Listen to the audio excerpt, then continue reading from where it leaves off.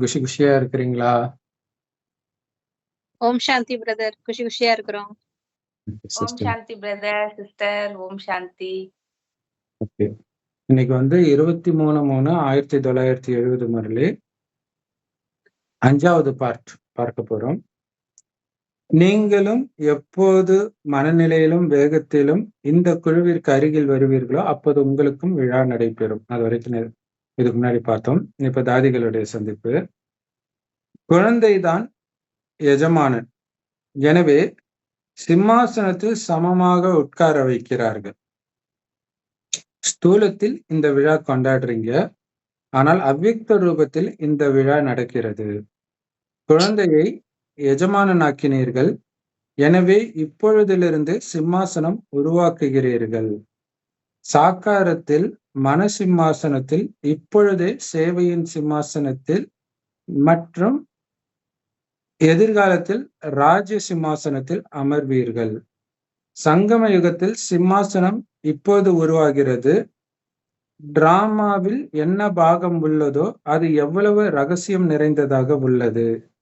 இதை தினமும் தெளிவாக புரிந்து கொண்டே செல்வீர்கள்.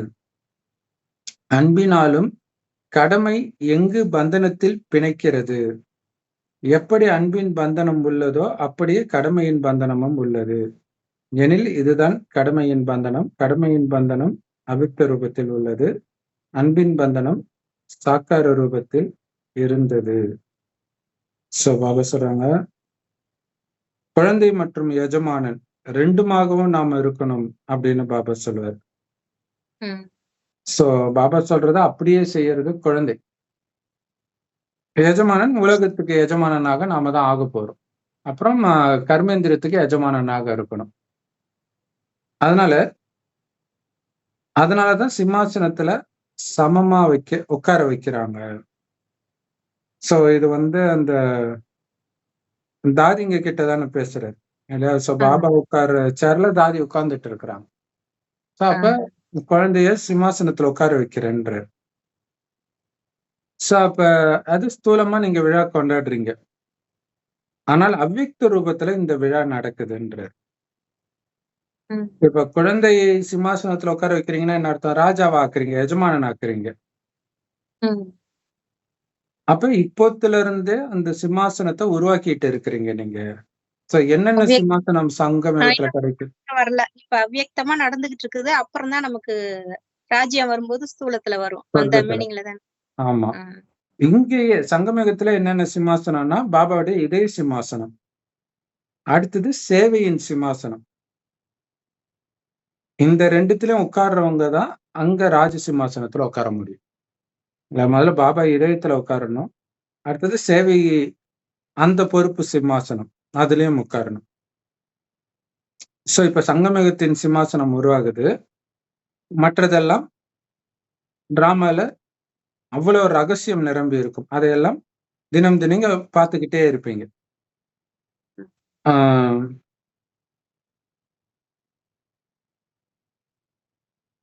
அன்பு எப்படி பந்தனத்துல பிணைக்குதோ அதே மாதிரி கடமை கூட பந்தனத்துல பிணைக்குதுன்ற இல்லையா? உலக சேவை நம்மளுடைய கடமை, அதுல நாம வந்து கட்டுப்பட்டு இருக்கிறோம். அதையும் விலகி பண்ண சொல்றாரு. பட் ஆனா பண்ணணும் கண்டிப்பாக. அதுல கட்டுப்பட்டு இருக்கிறோம் நாம. அது கவனம் இருக்கணும். இதுதான் கடமையின் பந்தனம். அவ்வியக்த ரூபத்துல இருக்குது கடமையின் பந்தனம் இல்லையா? பாபா அவ்வியக்த ரூபத்துல இருந்தாலும் தன்னுடைய கடமை பண்ணிக்கிட்டு தானே இருக்கிறார் இல்லையா? அன்பின் பந்தனம் சாக்கார ரூபத்தில் இருக்குது.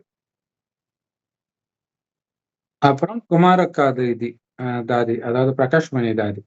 ஏன் குமாரக்கா அப்படின்னா, குமாரர்கள், திருமணமாகாத ஆண் குழந்தைங்களை குமாரன்னுவோம், திருமணமானவர்களை அதற்குமாரனும். இவங்க வந்து குமார்களை முன்னுக்கு வைப்பாங்க தாதி. ஜென்ரலா சிவபாபாவே பெண்களை தான் முன்னுக்கு வைப்பாரு. ஆனா இந்த தாதி மட்டும்தான் குமார்களை முன்னுக்கு வச்சாங்க. ஒரு பில்டிங் கட்டுறாங்கன்னா குமார்களை போய் அங்க போய் 1 மாசம் தங்க சொல்லுங்க, அது சக்திசாலி ஆயிடும், அந்த அளவுக்கு முன்னுக்கு வைப்பாங்க. அதனால குமார்கா தீதி, குமார்களுடைய தீதி அப்படின்ட்டு. அவ்வியக்த ரூபத்துல சிம்மாசனதாரி ஆவேன் அப்படின்ட்டு கனவுல கூட நீங்க நினைச்சது கிடையாது தானே? யார் சிம்மாசனதாரி ஆக முடியும்? யார் சதா பெருமிதத்துல இருக்கிறாங்களோ, அடையாளமும் மிகச் சரியாக இருக்குதோ, அவங்க தான் சிம்மாசனதாரியா ஆக முடியும். பெருமிதமும் இருக்கணும், அடையாளமும் இருக்கணும். நினைவு மற்றும் ஞானம். இல்லையா? நினைவு தான் அந்த பெருமிதம், அந்த ஞாபகம். சிம்மாசனத்துல உட்கார்ந்துட்டு இருக்கிறேன், உலக ராஜ்ய சிம்மாசனத்துல உட்கார்ந்துட்டு இருக்கிறேன் அப்படின்ற நினைவும், அடுத்தது இந்த ஞானம். ஞானத்தின் மூலமாக அதற்குரிய அடையாளமும் இருக்கணும், அந்த பொறுப்புகளை நிறைவேற்றுறது. இந்த மாதிரி குழந்தைங்க தான் 3 சிம்மாசனத்துக்கும் அதிகாரி. பாபாவுடைய இதய சிம்மாசனத்துக்கும், சேவை சிம்மாசனத்துக்கும், எதிர்கால உலக ராஜ்ய சிம்மாசனத்துக்கும். இந்த 3 சிம்மாசனத்தை திருமூர்த்தி சிம்மாசனம்ன்ற. பாபா அடிக்கடி இந்த 3ன்னு வந்தாலே திருமூர்த்தின்ற வார்த்தை யூஸ் பண்ணிக்கிறேன். ஏன்னா அவர் அந்த ஞானத்தை வைத்தே யோசிக்கிறதுனால திருமூர்த்தி சிம்மாசனம். அதே மாதிரி சமீபமா மனம் புத்தி சமஸ்காரத்துக்கு திருமூர்த்தி சக்திகள்னாரு. இப்ப இது திருமூர்த்தி சிம்மாசனம்ன்ற. ஒருவேளை அப்ப நம்ம கூட லௌகீகத்துல 3 படி அரிசி போட்டு சமைக்கணும்னா திருமூர்த்தி அரிசி போட்டு சமைக்கணும், இப்படி பேசிக்க வேண்டியதுதான். அப்பதான் அலௌகீகமே மைண்ட்ல வந்துட்டு இருக்கும் இல்லையா? அஞ்ஞானிகள் கூட அந்த அரிசி அந்த காலத்துல இந்த மரக்கா வச்சு அரிசி அளப்பாங்க இல்லையா? நெல் போடும்போது 1 சிவா, 2 சிவா, 3 சிவா, அது மாதிரி எல்லாம் போடுவாங்க. அந்த சொல்லி சொல்லி சொல்லி ஞாபகமும் இருக்குது. 1 2வது எடுக்கிற அளக்குற வரைக்கும் அந்த சிவா சிவான்னு சொல்றது. இல்லாட்டி அந்த நம்பரை சொல்லிக்கிட்டே இருக்கணும், மறந்துடக்கூடாது. அப்படிலாம் செய்வாங்க. அவங்களே அப்படி இருக்கும்போது அப்ப நம்ம எப்படி இருக்கணும்? ஒரு விஷயத்துலயும் அந்த கொண்டு வரணும். ஒருவேளை ஒரு சிம்மாசனதாரி மட்டும் ஆகுறீங்க அப்படின்னா, அதாவது ஒரு சிம்மாசனதாரி மட்டும் ஆவீங்களா அல்லது 3 சிம்மாசனதாரியும் ஆவீங்களா? இதுல நிறைய கட் ஆகுது, அதனால நமக்கு அர்த்தம் புரிய மாட்டேங்குது. சம்பந்தமே இல்லாம ஒருவேளை ஒரு சிம்மாசனதாரி ஆனீர்கள் என்றால் 3 சிம்மாசனதாரியாகவும் ஆவீர்கள் அப்படின்னு வருது.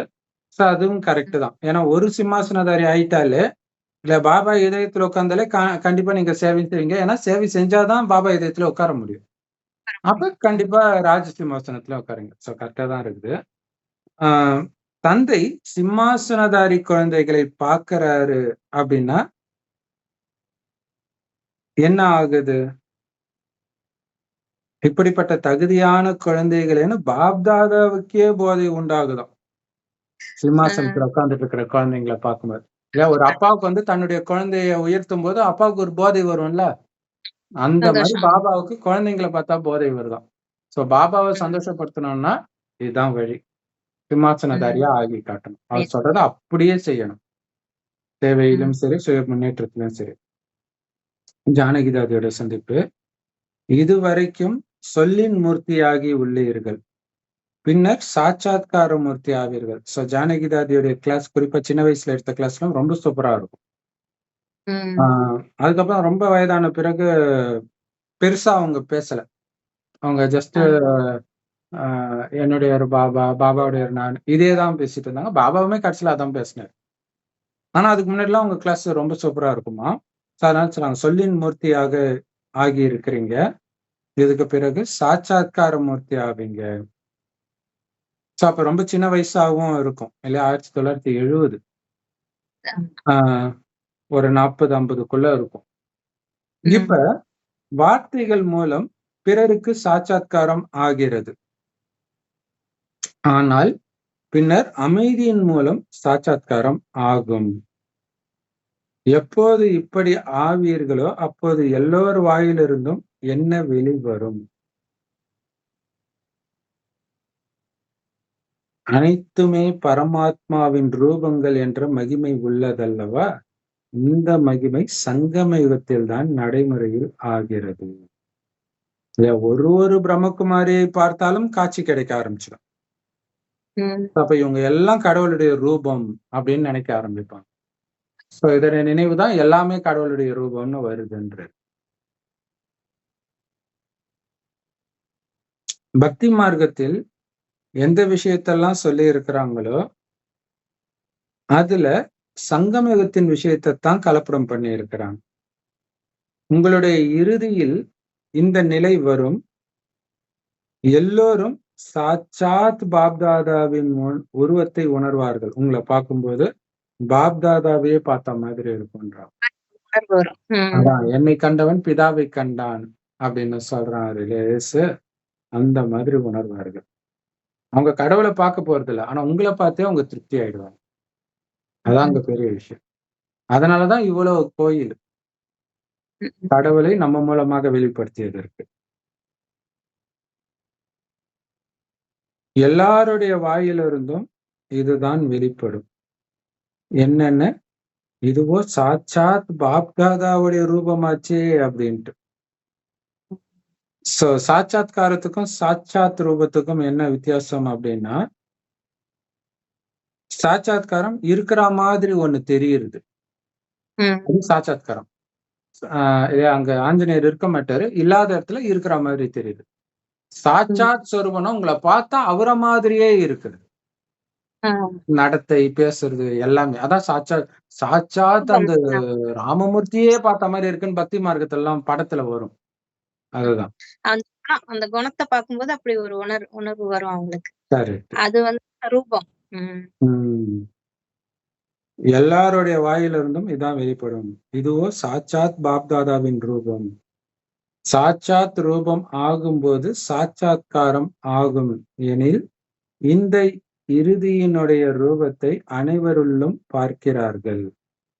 இதை கலப்படம் செய்து கூறிவிட்டனர். இல்ல, நம்மள பார்க்கும்போது பாப்தாதா தெரியறதுனால அவங்க என்ன பண்ணிட்டாங்க, எல்லாருக்குள்ளயும் கடவுள் இருக்கிற மாதிரி பக்தியில சொல்லிட்டாங்க. பிரம்மகுமாரிகள் எல்லாரையும் பார்த்தாலும் பாப்தாதா தெரியறதுனால எல்லோருமே பரமாத்மாவின் ரூபம்.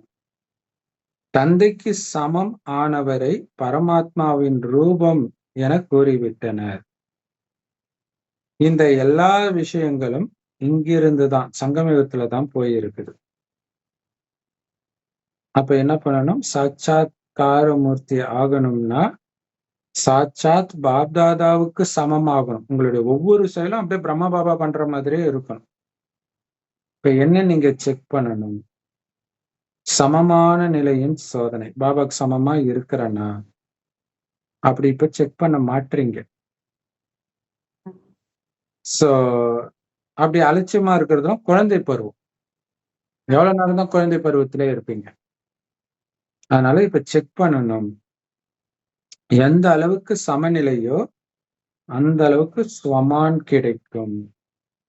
சமநிலை மூலம் தனது ஸ்வமானத்தை தெரிந்து கொள்ள முடியும். சமநிலை எதுவரை வந்துள்ளது, இன்னும் எதுவரை செல்ல வேண்டும் என்பதை சோதனை செய்ய வேண்டும். கரெக்ட் தான் இல்லையா? பாபாக்கு சமமா இருக்கிறதுக்கு நீங்க முயற்சி பண்ணும் பொழுது இப்ப சமமா இல்லை. அப்ப சமமா இருக்கிறதுக்கு என்ன பண்ணணும்? பாபாவுடைய பாயிண்ட் என்ன? அதான் ஸ்வமான், சுயமரியாதை. அது தானா கிடைக்கும்ன்றது. அதை நீங்க ஃபாலோ பண்ணுங்க. கோபம் வருதுன்னா நான் அப்படியே அன்பே சொரூபமானவன்.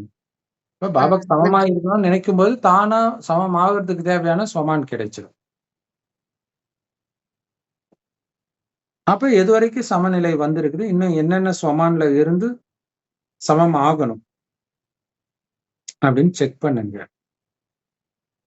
செக் பண்ண வைங்க மற்றவர்களையும். இதுவும் ஒரு தலைப்பு. எவ்வளவு எதுல சமநிலையை பார்க்கிறீர்களோ அந்த அளவிற்கு அருகில் உள்ளோம் என புரிந்து கொள்ளுங்கள். எந்தெந்த குணத்துல எல்லாம் பாபாக்கு சமமா இருக்கிறீங்களோ அந்த குணத்து வரைக்கும் நீங்க அவருக்கு பக்கத்துல வந்திருக்கிறீங்க. இன்னும் எந்தெந்த குணம் இல்லையோ அது இன்னும் தூரமா இருக்கிறீங்க. சோ அதுவும் நீங்க வரணும். சோ அந்த அளவு அருகில் உள்ளோம் என புரிந்து கொள்ளுங்கள். சமீப ரத்தினங்களின் வித்தியாசமே சமநிலைதான். இல்ல, மற்றவர்களுக்கும் பாபாவுக்கு நெருக்கத்துல உள்ளவங்களுக்கும் வித்தியாசம் என்ன? பாபாவுக்கு சமமா இருப்பாங்க அப்படிங்கிறதுதான். சந்திரமணி தாதி பாபா கேக்குறாங்க, நீங்க சூரியமணியா சந்திரமணியா? ஏன்னா பேரு சந்திரமணின்னு இருக்குது இல்லையா? சோ நீங்க சூரியமணியா சந்திரமணியா? சோ சந்திரமணி தாதியை தான் பாபா பெண் சிங்கம், பஞ்சாப் சிங்கம்னு, பஞ்சாபுக்காரங்க, அவங்க சிங்கக்காரங்க. சோ அதனால அப்படி சொல்லுவார், தைரியம் அப்படின்ட்டு. சந்திரமணி மற்றும் சூரியமணி ஆகிறவங்களுடைய வசிப்பிடம் எது? நீங்க எந்த மணி? ரெண்டுமே அப்படின்னு யாரோ சொல்றாங்க, அல்லது தாதி சொன்னாங்க போல இருக்கு. சக்தி ரூபமும் இருக்குது, குளிர்ந்த ரூபமும் இருக்கு. சோ நிலவுனாலே குளிர்ந்தது, சூரியனாலே சக்திசாலி, ஒளி வீசுறது. அதனால்தான் ரெண்டுமே சக்தி ரூபமும் இருக்கு, குளிர்ந்த ரூபம் சீத்தல் ரூபமும் இருக்கு. அதனாலதான் நான் சூரியமணி மற்றும் சந்திரமணி ரெண்டுமே அப்படின்னு சொல்றாங்க. இப்ப ஞானம் வந்துடுச்சு இல்லையா? ஆனா அந்த ஸ்திதி வந்துடுச்சா? தெரியுது குளிர்ச்சியாவும் இருக்கணும், சக்திசாலியா இருக்கணும்ட்டு. ஆனா அந்த சக்திசாலியான ஸ்திதி மனநிலை வந்துடுச்சா? குளிர்ச்சியான மனநிலை வந்துடுச்சா? இன்னும் வரல தானே. ஞானத்தின் மூலம் பிரகாசம் வந்துள்ளது, ஆனா சக்தி வரல இல்ல. வெளிச்சம் எது ரைட்டுன்னு மட்டும் தெரிஞ்சுக்கிட்டீங்க, ஆனா ரைட்டோடைய சொரூபமா ஆகல, சக்தி வரல. எப்ப லைட் மைட் ரெண்டும் ஏக்ரஸ் ஆகும்போதுதான் நம்பர் வெளியாகும். ரெண்டும் சமமா இருக்கணும். அதாவது லைட் மைட்ன்றது ஞானம் மற்றும் சக்தி தான். ரெண்டுமே சமமா இருக்கும்போதுதான் உங்களுடைய ரேங்க் என்னன்னு வரும். இப்ப மற்றவருக்கும் கூட ஞானத்தின் லைட் தர முடியும், ஆனா மைட்டு தர்ற அளவுக்கு நீங்க சக்திசாலி ஆகல. ஞானத்தை கொடுக்கலாம், வெளிச்சம் கொடுக்கிறோம், ஆனா சக்தி கொடுக்கறீங்களா? அதனால வெற்றியும் இதை பொறுத்ததுதான். எல்லோருக்கும் லைட், அதாவது வெளிச்சம் வருகிறது என்றால் இந்த ஆத்மாவிற்கு எந்த அளவுக்கு ஞானம் இருக்குது அப்படின்னு தெரியும். ஞானத்தை எந்த அளவுக்கு சொல்றீங்களோ ஓகே, இந்த அளவுக்கு குழந்தை பக்காவா ஞானத்துல இருக்குது. ஆனா லைட்டின் பிரபாவம் குறைவுதான். அந்த ஞானத்துடைய தாக்கம் இருந்துச்சானா அது கம்மின்ற, ஏன்னா சக்தி இல்லை. பாதி காரியம்தான் இப்ப முடிஞ்சிருக்குது. லைட்டு கொடுத்துட்டீங்க, ஆனா மைட்டு கொடுக்கலையே, சக்தி கொடுக்கலையே. சக்தி அளிப்பதில் இவர் நம்பர் 1 ஆவார். சிலருக்கு லைட் தருவதில், சிலர் மைட்டு தருவதில், சிலர் இரண்டும் தருவதில் முன் நம்பரில் இருப்பாங்க. அப்ப 3 விதம். ஒருத்தர் சக்தி கொடுக்கறதுல மட்டும் நம்பர் 1, ஒருத்தர் ஞானம் கொடுக்கறதுல மட்டும் நம்பர் 1.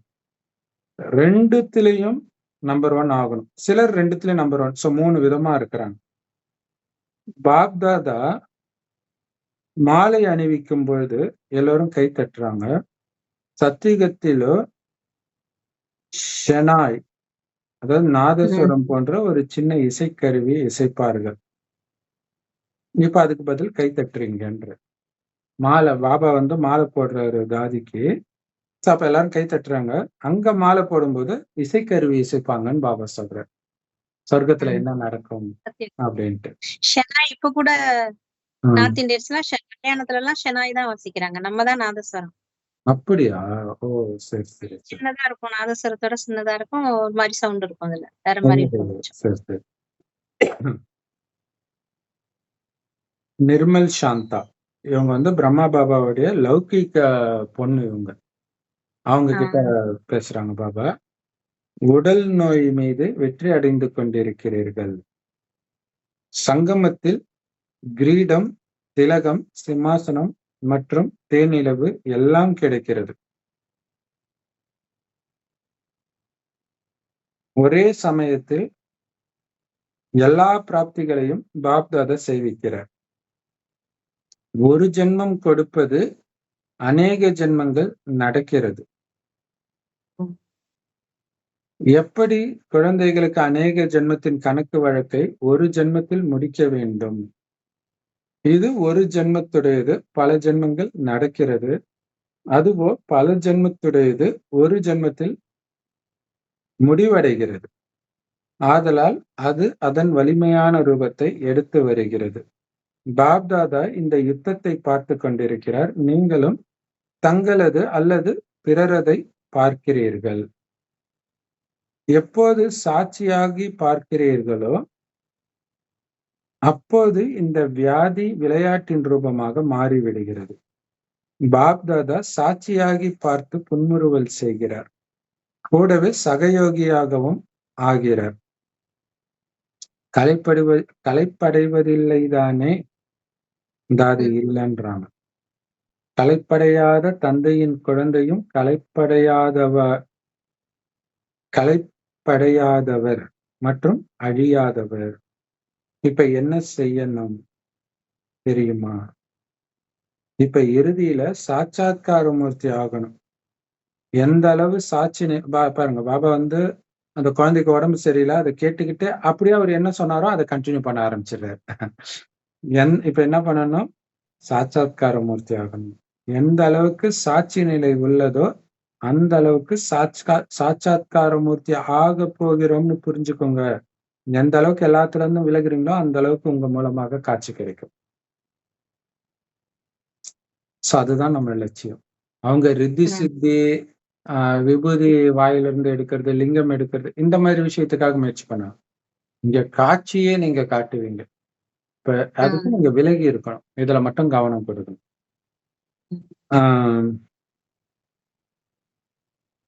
இப்ப இறுதி முயற்சி உங்களுக்கு இதுதான். சாட்சாத்கார மூர்த்தியா நான் ஆகணும். காட்சி பார்க்கிறவங்களா இருக்கக்கூடாது, காட்சி காட்டுறவங்களா மாறணும்.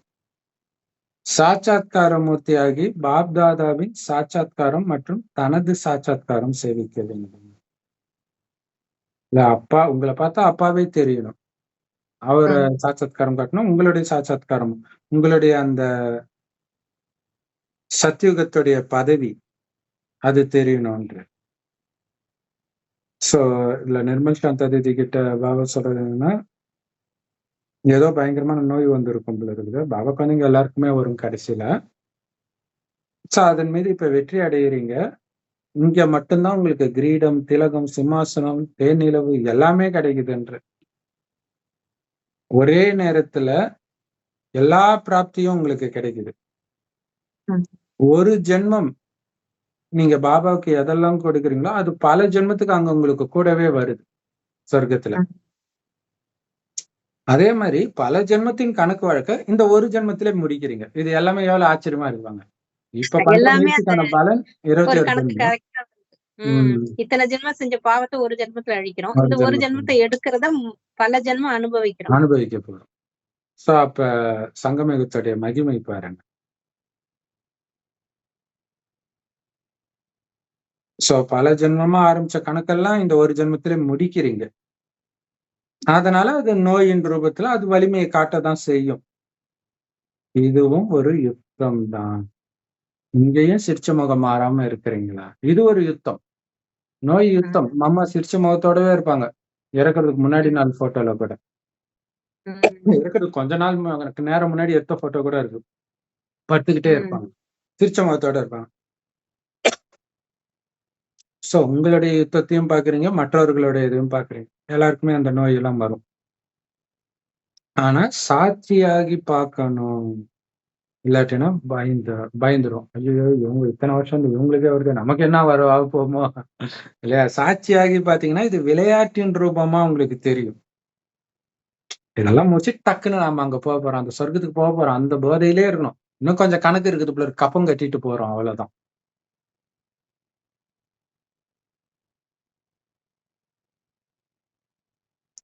சோ ஒரு விதத்துல விஷ்ணு படுத்துட்டு இருக்கிற மாதிரி காட்டுறது இதுவும் ஒரு அர்த்தம் தான்.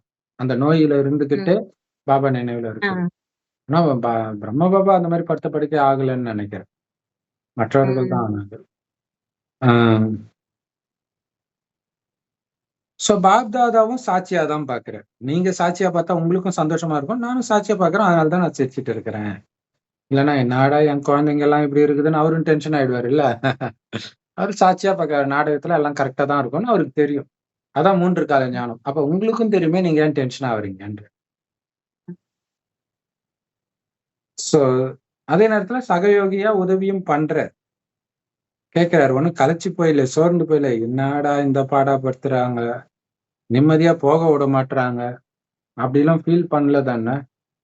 ஆனா அந்த மாதிரி ஜானகி தாதி புலம்பி இருக்கிறாங்க ஸ்டேஜ்ல. அது ஒரு ஷாக்கு தான் அது நிறைய பேருக்கு.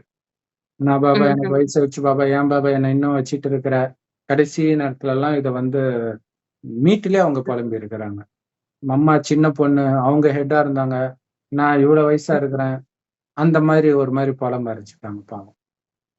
ஏன்னா பாபா ஏற்கனவே ஒரு விஷயம் சொல்லுவாரு. ஜனக் மகாராஜா வந்து திரேதாயுகத்துல வருவாரு. ஜானகி தாதியும் ஜனக்குன்னு தான் கூப்பிடுவாரு.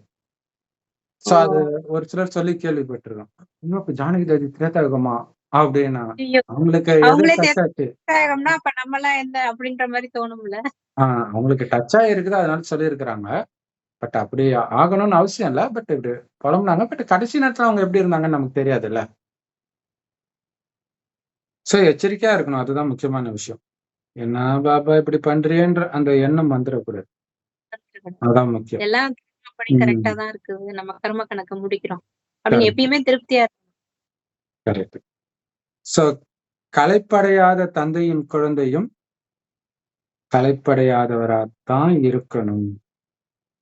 அழிவற்ற தந்தையின் குழந்தை அழிவற்றவராதான் இருக்கணும். பிராப்திகளும் அழிவற்றதா இருக்கணும். சந்தோஷம் எல்லாமே அழிவற்றதா இருக்கணும். சோ அதனால உங்களுடைய கவனம் சாட்சாத்கார மூர்த்தி ஆகணும்ன்றதான் இருக்கணும். அதுக்கு என்ன பண்ணும்? சாட்சி நிலை. எந்த அளவுக்கு சாட்சி நிலை இருக்குதோ அந்த அளவுக்கு நீங்க சாட்சாத்கார மூர்த்தி ஆவீங்கன்னு புரிஞ்சுக்கோங்க. சோ இதுதான் முக்கியமானது. இதன் மூலமா தான் நீங்க பாபாவையும் வெளிப்படுத்துவீங்க, உங்களையும் வெளிப்படுத்துவீங்க. சோ சாட்சி நிலை, விலகி இருக்கிற நிலை. அன்பாவும் இருக்கணும், அதே நேரத்துல விலகியும் இருக்கணும்.